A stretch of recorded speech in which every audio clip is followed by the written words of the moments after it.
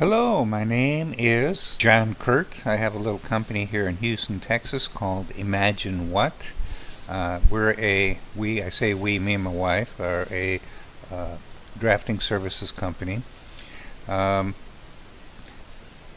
this particular video is meant to be kind of like a job interview, so I could post it um, on various job sites. Um, as you can tell from looking at me, I'm not quite a young guy anymore. This is a retirement job for me. I started drawing in CAD about 10 years ago. I wanted to learn 3D CAD because I always had a difficult time in work because I used a lot of drawings in work. 2D drawings are difficult for me.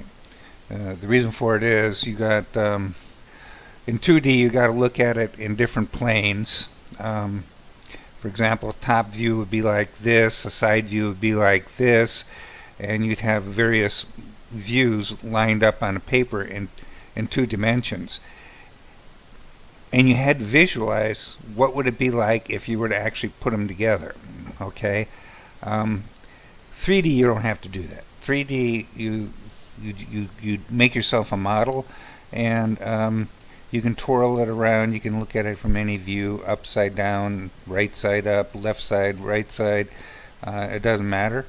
It's much easier to visualize in 3D than it is in 2D.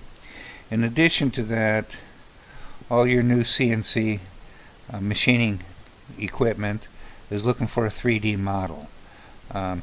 They can't do anything with the 2D model, and it would be a lot of programming effort on the part of somebody to have to take a 2D drawing and enter all the parameters into the CNC machine to come up with a part. Whereas with a 3D model, you just basically import the model into the CNC machine, and of course there's still work to do on it, but there's software that can do most of the work and take all your dimensions and all your geo marks and yada yada yada, and let the tooling know what it's supposed to do. So that's to a great advantage to people who send their parts out to be made, or you may just get backed up at some point in time, have to sub it out. And that's where the idea for Imagine What basically came from. Back in the early 2000s, I worked for a machine shop, actually a fabrication shop. They did a lot of automation work, and it was a small company, only about 15 people. So if we got a couple of big projects all at the same time, we couldn't handle all the drawing work on it, and so what we would do is we would sub some of that drawing work out. We would do the same thing with machine work as well. If our machines were at full capacity and we needed to get some work out, we would sub that out to one of the local machine shops in the area. So either way, because when you're a small company, you just can't hire somebody to have them sit around not doing anything. So it was quite useful to have a resource to be able to call upon when we needed that additional service. And so that's what the idea behind Imagine What is that for someone or some company who needs an occasional extra designer, draftsman, I can do the fill-in. Since I'm retired, I can do it quite affordably. And the name Imagine What basically came from the idea that I might be able to help some people who have always dreamt of inventing something, help them with getting their drawings so that they get their patent work done, get their prototypes done, stuff like that. So what I'm going to do here is I'm going to move over a little bit to the my other screen where I got my website up, and I want to kind of show you a little bit about what's there. That tells a lot about me. Before I do that, I will give you just a real quick overview of my working background. Do it a little different than I would if I was actually talking with a on a job interview. Normally you start with your latest job and move backwards. I'm going to start with my first jobs and go through the time. So my initial background is I'm a master automobile mechanic. For the first 10 to 15 years of my working career, I worked in automotives, and that's where I got a firm grip on mechanics and how things worked, and I could see a lot of the machine processes, and I got exposed to a lot of different things, from welding to painting to body work to actual mechanical, and became quite familiar with everything. That's why I'm certified as a master. Is technically I'm able to work on any part of the automobile, from the engine to the tune-up to the brakes to the automatic transmissions to the manual transmissions to the differentials, blah blah blah blah blah, heating and air conditioning. I was at one time able to do it all. Now I haven't done that for many years, so I certainly am not up to speed on everything out there. But I was quite familiar with the computer cars and all that. So anyway, from there I went into sales. I sold automotive diagnostic equipment for about 10 years. So I have an extensive direct sales background. I was actually the district sales manager in Houston. I worked as district sales manager in Dallas-Fort Worth. I worked as district sales manager in Seattle, Washington. So from doing the cold calling, knocking on doors, to full presentations and so forth, I've done it all. I then went into work for a dynamometer company, one of the major ones at that time, and I was a sales engineer for them, and that was probably my first real introduction to using drawings, and also doing presentations, doing concept drawings for presentations. These were $1 million machines that we were selling, and quite often they were one-offs. So in order to show the customer what we had in mind, what we intended to do, we would actually do a concept drawing. So I have a lot of background doing concept drawings and actual presentations.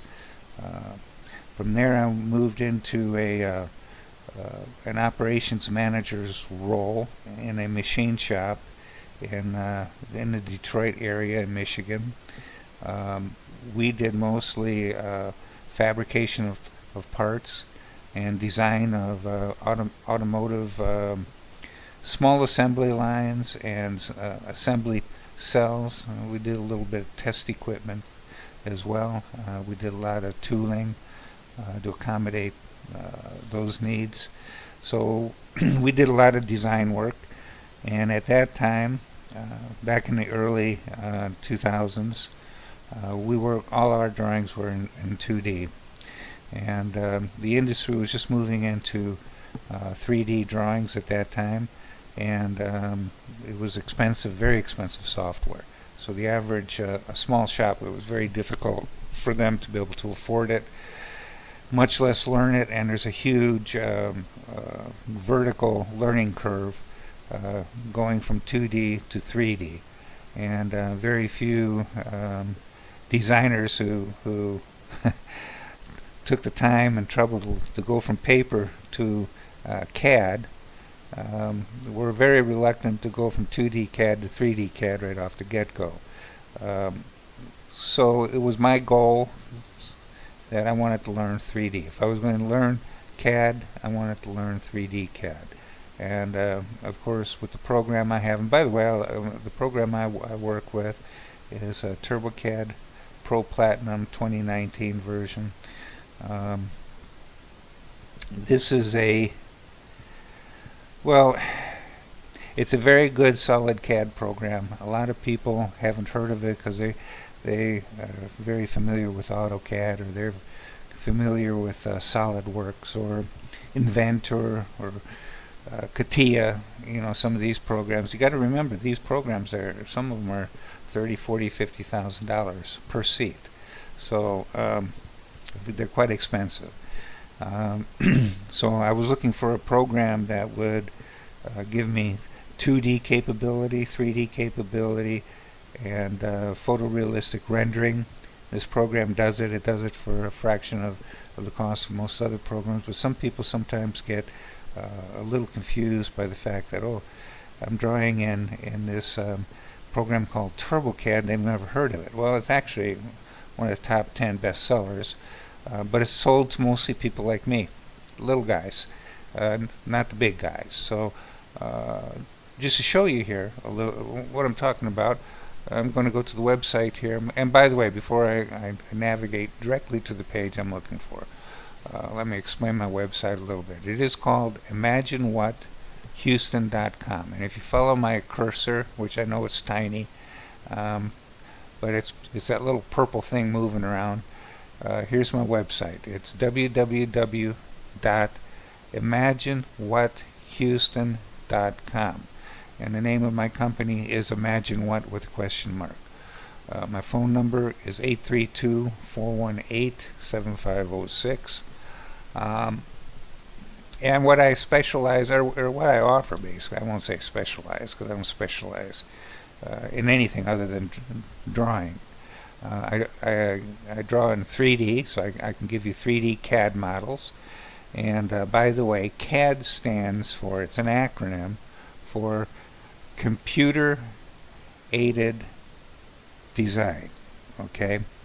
Now there's some people call it similar things, but it's basically, that's what it is. Computer Aided Design. So I work primarily in 3D. In fact, virtually 100% in 3D. I can get my 2D drawings off the 3D model through the, what we call in my program, the drafting palette, which I'll show you here. But anyway, I do the 3D CAD models. Those are what generally the machine shops want, so that they can make a part in a CNC machine. Or if you want something 3D printed, you would use a CAD model. Okay, so that's an actual deliverable. Okay, my two basic deliverables are the CAD model and dimension drawings, and we'll go down the line because this is it right here. Dimension drawings, detail drawings, assembly drawings, concept drawings, and presentation drawings. So this is what I'm trained to do, and what I look forward to doing for somebody should they have a need. I'm not an engineer, so my mechanical design is very limited. My skill set is drafting, modeling, concepts, and presentations. Okay, over here to the right is where I keep a listings of all the videos I do. This video, when I get it done, will be in this little area where it says CAD Werks Tutorials by Imagine What. I'll probably just call it Introduction, but it'll be there when I'm done with this video. And my various pages here for the website are up on the upper right hand side. Okay, so right now I'm on the home page. If I were to go to the next page, it's called Boss Mobile Modules. Now, Boss Mobile Modules is a concept drawing. Okay, when I was first learning how to draw in 3D, I actually learned how to use the program by drawing these models of these what I call Boss Mobile Modules. And what this is concept-wise, because it's never been built, is a modularized trailer, meaning this square module here, a rectangular cube-shaped module, is dropped onto a special trailer.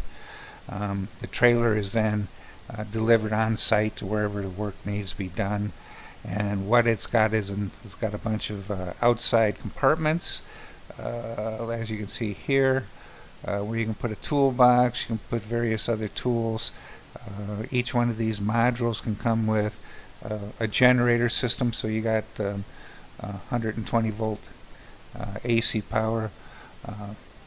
They can come with air conditioning, heating and air conditioning, and it gives you a unit that you can drop on site, carry your tools, carry a lot of your materials, but at the same time have a little office. If you need to get out of the heat, or you need to get out of the rain, or it's cold outside, whatever, you can get into your module. You can do your paperwork inside, and you can leave it on site. The idea of having a trailer, although I do have this one here mounted directly to a truck chassis, the idea of dropping the trailer is that if you did need to run for parts, or you did need to have you have another appointment or whatever, you could leave the trailer on site. You can leave a work crew with the trailer, and you could take off and go do what you need to do. Now, this is just a concept, okay? So it hasn't been built, but it was a good project to cut my teeth on in learning how to do 3D. And part of doing presentations is being able to take this concept. This is my concept here, and put it into a presentation to render an idea, basically. So that's where environments. My program does a really good job of being able to render environments. So here I've got the model in an environment. I've got a down there at the southern border working on that wall of Mr. Trump's, and obviously you can put it in whatever scenario you want, but this is for presentation purposes, okay? It's to get the idea across to your customer on what it is you want to do for them. So you might want to design this mobile module, but you want to give them an idea of how it would look in their environment, so we can put the environments in there for you. Another little page here I'm going to show you called James looping upgrade. This is something I did at my previous company, and they manufactured induction motors, and these are big motors. They're in the thousands of horsepower, and they had some older equipment that they used quite frequently, and they were looking to see if they could upgrade that equipment to handle some of the newer style machine winding coils. And so what I did is I designed this hardware that you can see pictured here on this side and on this side of the machine. It includes the clamping device and the forming tooling. And anyway, it had an option for what we call a thin wire tool to be added to this. This would do the normal what we call race track looping, which would take a coil and make it look like this. It looks like a little electric car racetrack. So that's where the name came from. But this little tool, which is my invention, this is to keep the wire from I guess you call slipping, and it's used on thin wires. These coils aren't made with round wire, they're made with flat wire. So I got a little video down here I can show you. Let's see how that works out here. This is only 3 minutes, so I'm going to let you look at it. But as you can see, this is the tooling that I designed for them, for this James machine. And this is my invention, this adapter here. the tooling's kind of a well, it's my design as well, but I took it from a cam machine basically. I just made my own clamp and a few other modifications to make it simpler. So what the technician is doing there is he's getting it set up now. He's checking the tension on that wire, making sure it's looping correctly, and you're going to see here in a minute he's actually doing multiple wires at once. You can't really see it. I might have to modify this little video, which maybe I'll do next. But in any case, he's now what they call looping a coil. As you can see, the coil being looped, going loop to loop to loop, and he's going slow, so you can see it, but I mean it goes a lot faster if he wants it to. Okay, he's got the number of winds he wants, and as you can see, the thin wire adapter is keeping those wires from slipping over and falling on top of one another. You see how we got two wires here? Okay, because they're thin, they have a tendency of doing that. If you got a real thick wire, it's not as big a problem. So as far as I know, nobody else in the industry's got this thin wire adapter set for their cam machine. So that's something that I designed that works quite well. What he's doing right now, the technician, is he's taping it so that when he removes the thin wire adapter and removes the coils, those wires won't slip and fall over themselves, okay?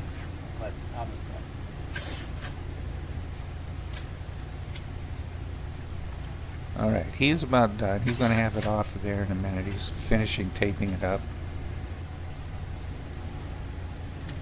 Okay, there's, he took the adapter off one side, loosened the clamp.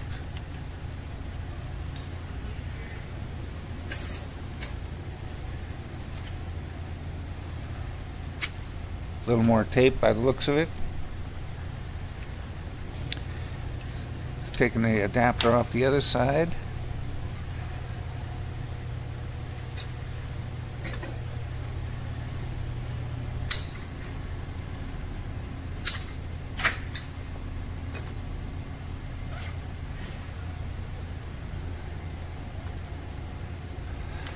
And that is how you make a coil for a, that's probably a 2,000 or 3,000 horsepower induction motor. I'm going to go ahead and back out of this so I can get back to my website if I can. There we go. That is my invention there, James looping upgrade. I've also got another invention that I'm still working on, as a matter of fact. It's called a mica taping tool for high voltage applications. I've got a little video on that somewhere here. Get down to it.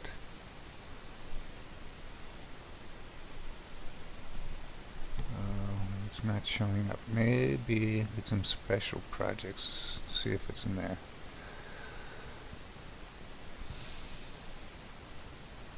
Okay, so here's just a quick video clip on another invention of mine.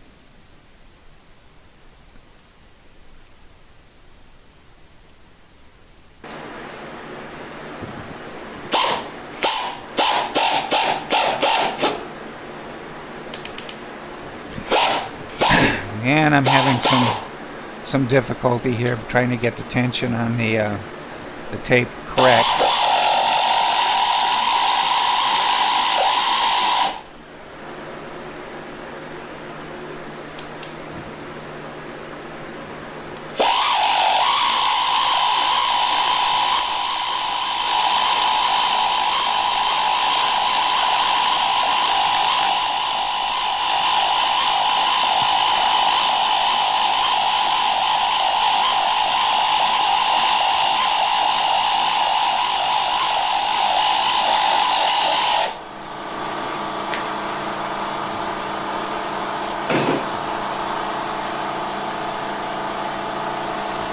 Now currently this device is still being prototyped, so it's not ready to go yet, but you get the idea. That was designed in TurboCAD. All these parts were made in a CNC machine using 3D CAD models. So not only not only can we do drawings, you can get an idea of what the it actually works. Okay, the software actually works. So I'll do a few, let's see, sample renderings. Okay, so these are all drawings I've done for various projects over the years. We can do architecture. I did some furniture. I did some special machine tooling for a company I worked for. Some wheels. So these things were, you know, they're just samples, give you an idea. And the last thing we'll talk about, and we'll get off of this and we'll get on to the rest of the introduction, is I think the biggest problem or issue I deal with when it comes to customers is they'll have it in their head that they're drawing in a certain software format, and they want their drawings to be done in that same format. Now, anybody who draws in CAD knows that each of these programs, in addition to being extremely expensive to own, they're all completely different. It's not like working in Microsoft Word where, you know, essentially, you know, one program of Word is pretty much the same as another program, as another program, as another program. So that's not what the case when it comes to CAD. Each CAD program has its own unique way of drawing a particular item, and it's all completely different. So the learning curve on CAD is extreme. So for those of you who want the actual native file, for whatever reason, and you may have a good reason for wanting it, TurboCAD does export into a variety of different formats. So just to review that real quickly. Let's see if I can get this so you can read it. Okay, this is my program here, TurboCAD 2019. I can give you native file in DWG, which is a 2D AutoCAD format, and that is exactly the same as AutoCAD. You can import that into your AutoCAD and it'll work just like any other AutoCAD file you got. In fact, I think TurboCAD is a spin-off of AutoCAD. In the early days are almost identical, the biggest difference being AutoCAD originally was a command-based software program, meaning you needed to know Control-Alt-F or Control-Alt-P, or you know, you had to know what the menus were on the keyboard, and there was thousands and thousands and thousands of them. So for the guys who learned the original AutoCAD, my hat's off to you, because it took a heck of a lot of memory in order to remember all those all those commands. So anyway, but some other and TurboCAD, by the way, does the same thing as AutoCAD. It's just it didn't use key commands. It used icons, just like Windows. So if you want to draw a line, you got a little line icon. You click on the line icon, you can draw a line. Under the line icon, you will have polylines, you will have double lines, you'll have multi-lines, you'll have a variety of different things. But you click on the icon. You don't need to know a command in order to get to the line tool. Okay. So here I've got DWF with FDWF, which is Autodesk Drawing Web Format, DXF, which is basically a 3D exchange format. It works really good in AutoCAD. I don't know all the different AutoCADs formats out there, but most of the ones that I've used, it works perfectly for. So if I give you a drawing in DXF format, you're going to get the layers, you're going to get all your essential tools. What you might lose is properties. When I give something a property, for example, on this trailer, I no, actually, yeah, on the trailer here, if you look at the windows, there's glass panes in those windows. You can actually look through those windows. So that's property I gave it. You may lose the property, and you have to set it up again, but the window will be there. All the dimensions for that window will be there. 3DM Rhino format, I never drawn in Rhino, so I don't know how well that works. We got 3DS for Autodesk. ASAT and ASUS. I've provided drawings in those formats. DAE Collada, that's very typically used with Blender. It seems to be pretty popular. I know it works okay in that because I also draw a little bit in Blender. You got all these others here. The biggest thing, actually, the one I use the most is Step. That's what most machine shops would like to see when you give them a model.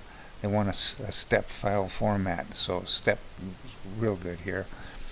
And STL is for 3D printing. It works real good. And you got a bunch of others down here. Some of them I've never used, so I don't know how well they work.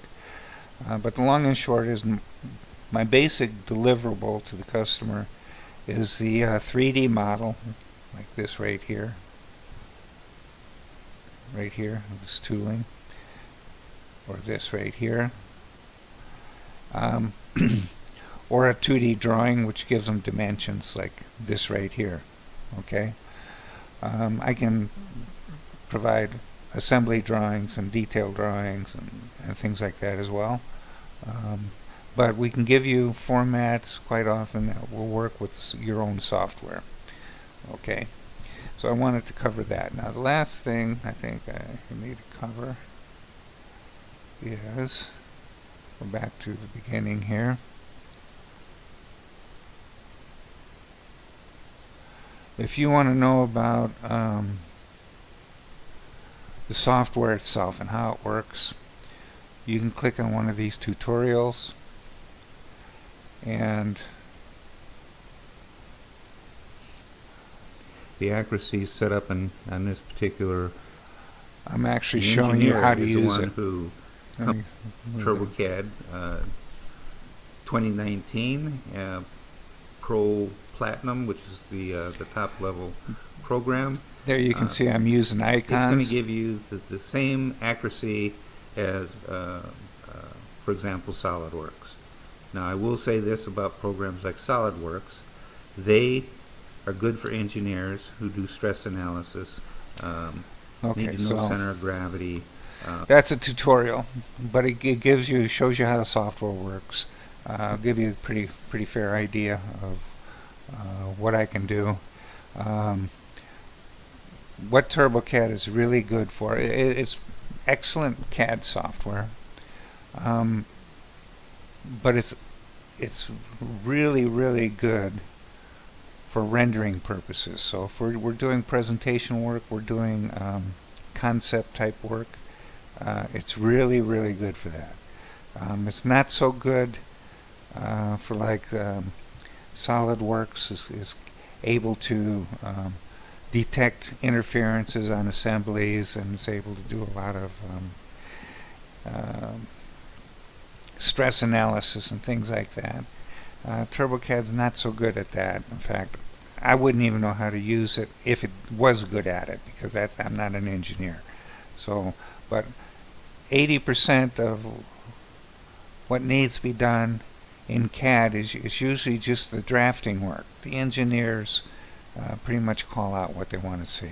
So anyway, I'm going to close out of that and just let you know here in this box here will be a list of videos, including this one when I'm done. It'll give you an idea of the different types of things we can do. This, by the way, here is a it's not an assembly drawing. It's a parts drawing, so identifying all the various parts. I don't know if I have an assembly drawing here. These are presentations here. Over here, the kitchen is a presentation.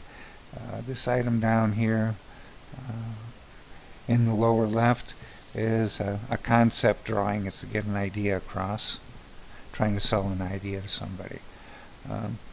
So anyway, that's what I wanted to cover for right now, and then I'll be putting up some other videos on basically how to use TurboCAD. So I try to do two things.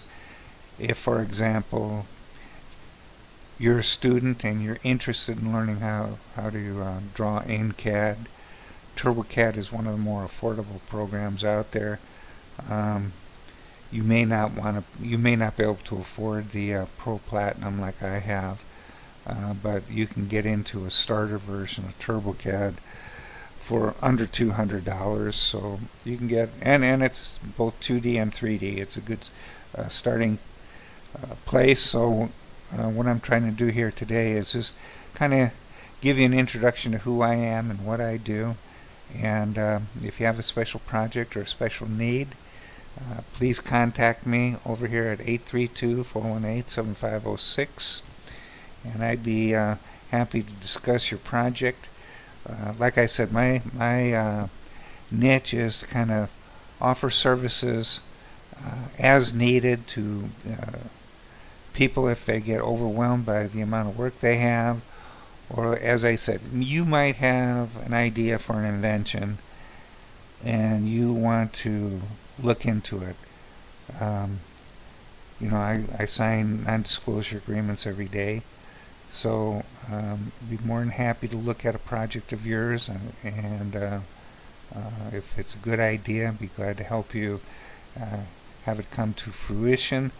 And if nothing else, at least give you some drawings you can use so you can pitch the idea maybe to some money people. So anyway, if you have any questions, let me know. But that's my pitch for today, and I'll be back with some more videos in the upcoming days. Thank you.